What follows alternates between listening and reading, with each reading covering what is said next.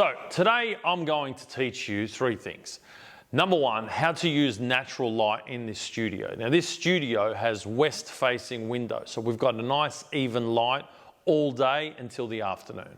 In the afternoon, when the sun starts to set, the sun hits the windows directly, but the windows are frosted, so you still get a really nice soft light.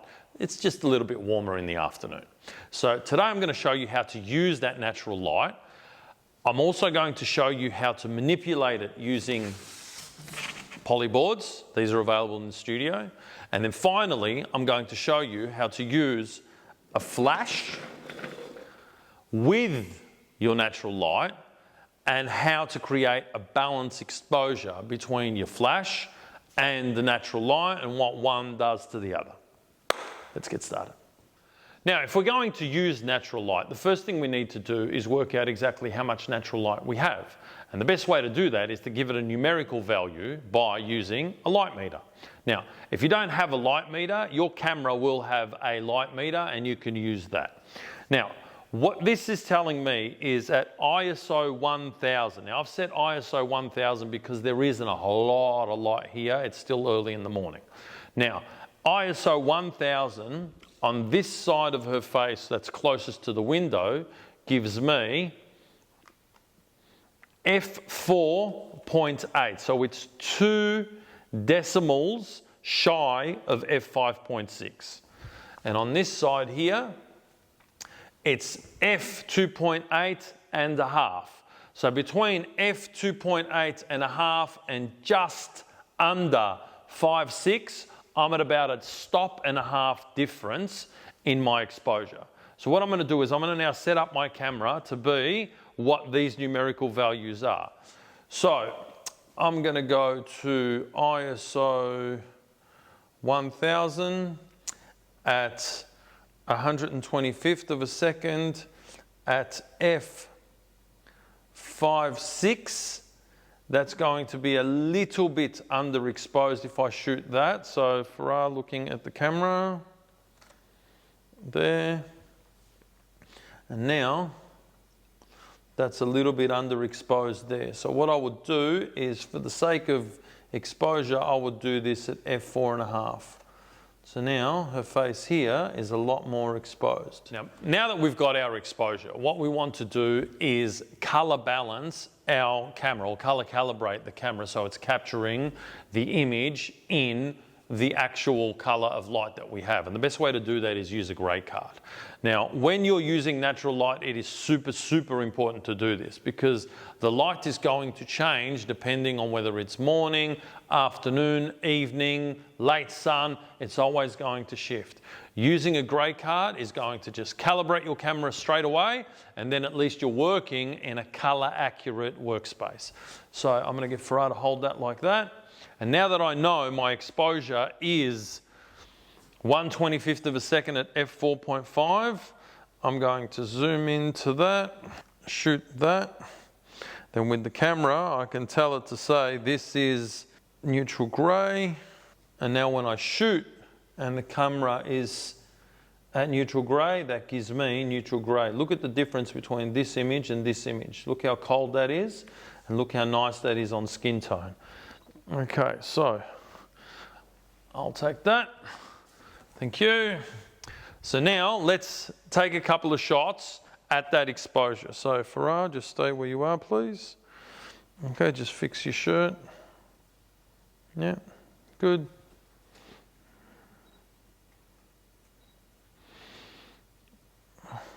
Okay.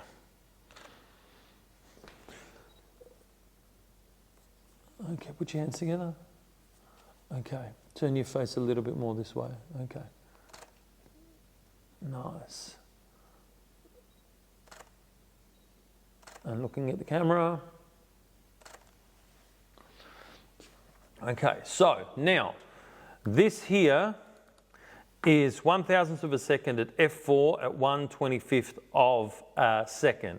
Now that we've got that exposure on her face, I'm going to now introduce a polyboard to show you what that's going to do to that side of her face. So the way the polyboard works is it's going to either bounce light into your scene or take light away from your scene.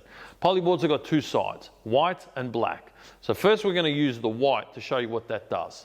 Now that we've set the polyboard up, what we want to do is we want to make sure it's as close to the subject as possible without getting into frame. So it takes a little bit of back and forth to make sure we're good. Like right now that's a little bit into frame. So I'm just going to move that out like that. Okay, good. So now this is before the polyboard, and this is with the polyboard. And looking there, you see, look at her face on the left-hand side here. See how much it's picked up? There's a bit of shadow there, no shadow, no shadow. Okay, we've seen what it does when it's out of frame. I'm going to exaggerate it now and put it right into frame so you can see a real big difference. So I'm going to put that as close as we can. Now it's going to be in my photo, but I know that this is just for demonstration purposes. And now when I shoot that, look how much brighter it's made even the jacket now. So it's brought out that detail in the jacket. There, before and after, before and after. So that's an exaggerated example of the polyboard being really close. Let's see what happens when we turn the polyboard around and we take away some of that light. So now, if we're focusing on this side of her face over here, I'm going to shoot that. And look how much darker those shadows are. Okay? So I'm going to take it out and put it in. So this is without the polyboard. Without the polyboard. With the black polyboard.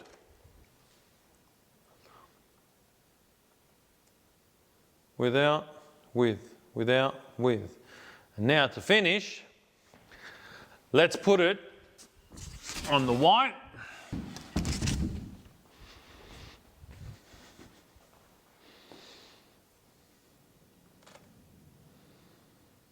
And look at that.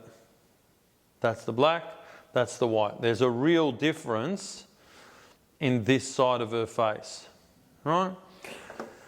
So, that's what polyboards are used for. You can bounce the light in, you can take the light away. Now that we've understood polyboards, let's bring in a flash and see how that works.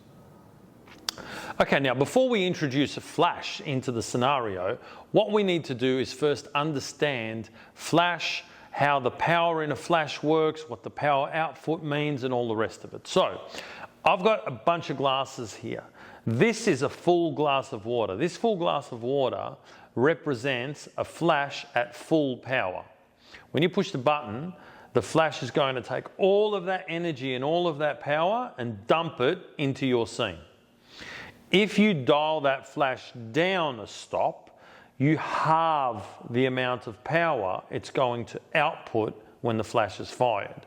And every time you dial it down a stop, you half the amount of power again. For example, full, half, quarter, eighth, 16, 32, 64, 128, and so on. So, every time you dial it down, you're halving the amount of power.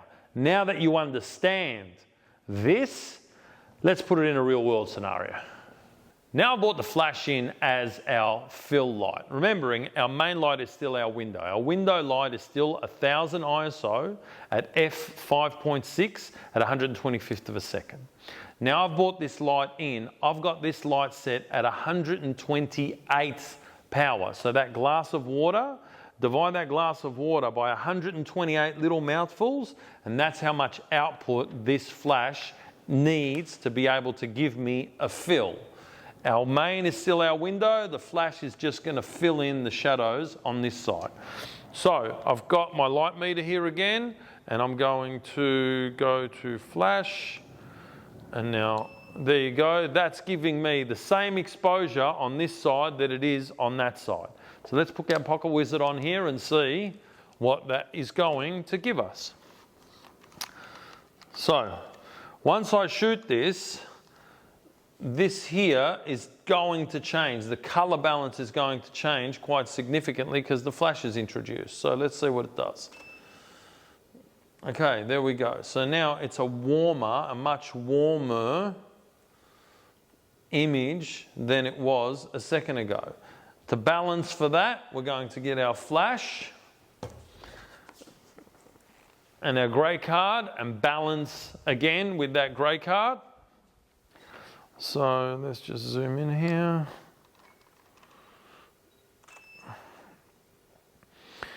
White balance, that grey card.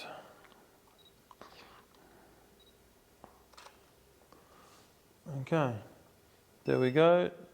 I'll take that. So now, this is our flash acting as a fill light. Let's take a couple of these and see. Nice. Very slowly turn your face a little bit away. There you go, good. Nice. So there's a nice warmth to it. The leather, the shine in the leather is a little bit nicer. The shadows are definitely going to be a bit harsher than they are before the flash. And we still have some ambient light in the background. Look at the plant. Okay, now that we've seen what the flash does as a fill, we're going to reverse it. And instead of having the flash a fill, we're going to have the flash our main light and change things around a little bit so we uneven the balance. So first thing I'm going to do is bring the light right in to be about here. So if I was going to shoot with a beauty dish, I would probably be shooting significantly closer to my subject. And with that beauty dish brought right in like that, I'm going to change a few things. I'm going to change my exposure. Instead of it being 1000 ISO, I'm now going to change it to 100 ISO. And at 100 ISO, my flash is now telling me that this here is f2.8. So if I change my exposure to ISO 100 at f2.8, let's see what happens. So this is what we were a second ago with the flash being the fill to the natural light. And now let's change this to 2.8 at ISO 100. And now look at that. Here's the difference between the flash being a fill, and here's the difference between now the flash is our main. But look at all the natural light, it's completely cut out. So if I shoot that without the flash going off, I've got a very, very muddy and dark image. So now this again is our flash being our main. So now you can see the differences between having a natural light be your main light source, using a polyboard to punch that light back into this side, what happens if you use the black side of the polyboard, and how you can use a flash to fill in the blanks. I hope that's been educational for you. Thank you very much for joining me. I'll see you on the next one. Thanks.